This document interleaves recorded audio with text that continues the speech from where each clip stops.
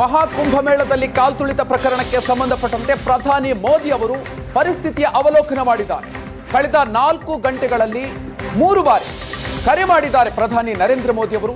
ಉತ್ತರ ಪ್ರದೇಶದ ಮುಖ್ಯಮಂತ್ರಿ ಯೋಗಿ ಆದಿತ್ಯನಾಥ್ ಜೊತೆಗೆ ಚರ್ಚೆಯನ್ನು ನಡೆಸಿದ್ದಾರೆ. ಘಟನೆಗೆ ಸಂಬಂಧಪಟ್ಟಂತೆ ಕುಂಭಮೇಳದ ಪರಿಸ್ಥಿತಿ ನಿಯಂತ್ರಣಕ್ಕೆ ಮೋದಿ ಸೂಚನೆಯನ್ನ ಕೊಟ್ಟಿದ್ದಾರೆ. ಯೋಗಿ ಸರ್ಕಾರದ ಜೊತೆಗೆ ಮೋದಿ ನಿರಂತರವಾದಂತಹ ಸಂಪರ್ಕವನ್ನು ಇಟ್ಕೊಂಡಿದ್ದಾರೆ. ಈಗಾಗಲೇ ಹಲವು ಬಾರಿ ಕರೆಯನ್ನ ಮಾಡಿದ್ದಾರೆ. ಉತ್ತರ ಪ್ರದೇಶದ ಮುಖ್ಯಮಂತ್ರಿಗಳ ಜೊತೆಗೆ ಮಾತನಾಡಿದ್ದಾರೆ.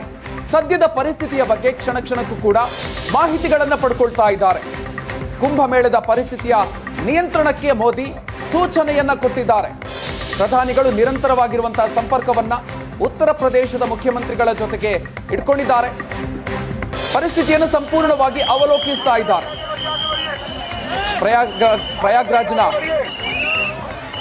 ಕಾಲ್ತುಳಿತಕ್ಕೆ ಸಂಬಂಧಪಟ್ಟಂತೆ ಸಾಕಷ್ಟು ವ್ಯವಸ್ಥೆಗಳನ್ನು ಮಾಡಿಕೊಳ್ಳಲಾಗಿತ್ತು. ಈ ರೀತಿಯಾಗಿರುವಂತಹ ಘಟನೆ ನಡೆಯದಂತೆ ಸಾಕಷ್ಟು ಮುನ್ನೆಚ್ಚರಿಕೆಯನ್ನು ವಹಿಸಿಕೊಳ್ಳಲಾಗಿತ್ತು. ಆದರೂ ಕೂಡ ಈ ದುರಂತ ನಡೆದು ಹೋಗಿದೆ. ಸಾಕಷ್ಟು ಜನರು ಗಾಯಗೊಂಡಿದ್ದಾರೆ. ಅವರೆಲ್ಲರನ್ನು ಕೂಡ ಈಗಾಗಲೇ ಆಸ್ಪತ್ರೆಗೆ ದಾಖಲಿಸುವಂತಹ ಕಾರ್ಯಗಳು ಕೂಡ ನಡೀತಾ ಇದೆ. ದೇಶಾದ್ಯಂತ ವಿದೇಶಗಳಿಂದಲೂ ಕೂಡ ಕೋಟ್ಯಂತರ ಜನರು ಆಗಮಿಸಿರ್ತಾರೆ. ಇವತ್ತು ಒಂದೇ ದಿನ ಸುಮಾರು 10 ಕೋಟಿ ಭಕ್ತರು ಅಲ್ಲಿಗೆ ಆಗಮಿಸುವಂತ ನಿರೀಕ್ಷೆ ಇತ್ತು. ಶಾಹಿ ಸ್ನಾನದಲ್ಲಿ ಭಾಗಿಯಾಗುವಂತ ನಿರೀಕ್ಷೆ ಇತ್ತು.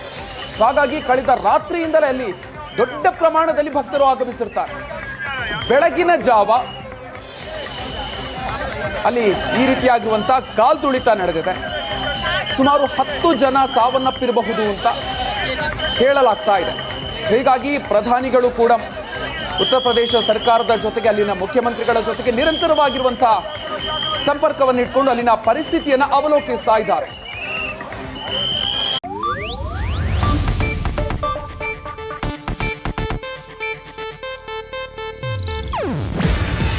ಇದು ಏಷ್ಯಾನೆಟ್ ನ್ಯೂಸ್ ನೆಟ್ವರ್ಕ್ ಪ್ರಸ್ತುತಿ.